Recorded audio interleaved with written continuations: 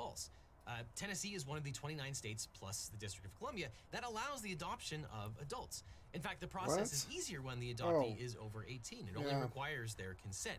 So either Sean isn't telling the truth, or multiple lawyers gave him bad advice, or there's some other reason possibly related to the NCAA that we don't know about. And if lawyers really did give that advice, then the Tuohys should probably ask for a refund.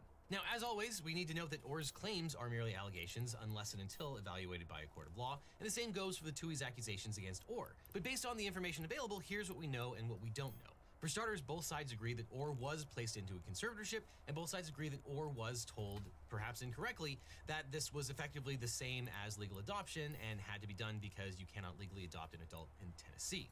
Now, we don't know whether this is a case of negligent lawyering or malicious intent, or something else. And also, the conservatorship order is just odd in many ways. For example, it tacitly acknowledges that Orr has none of the traditional qualities that would make him a candidate for conservatorship.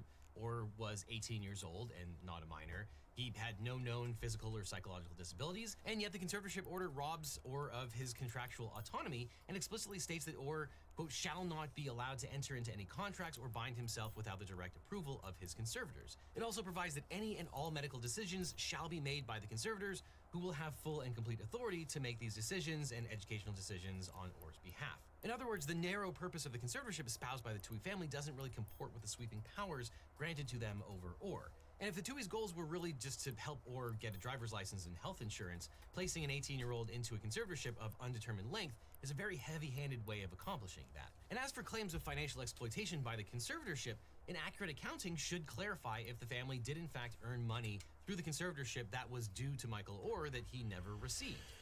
And we don't know the veracity of Orr's claims that the Tuohys, through trickery or forgery, got him to sign away his life rights for nothing. And it's also unclear if the Tuohys were falsely claiming that they legally adopted him from Sorry guys, having some trouble, but I might have got a little bit of their son due to a close familial relationship, even if no paperwork to that effect had been filed. And how would you refer to someone who is under your concern? I might have had a breakthrough here in the respect that I might have figured out maybe one of the things causing a Streamlabs crash, and I figured out what it is. I don't know what the solution is, but I figured out that changing from full screen to fixed window crashes my Streamlabs. So, and then yeah, I'm seeing some dysfunction here from this. Like when I try to change to fixed window, it won't let me.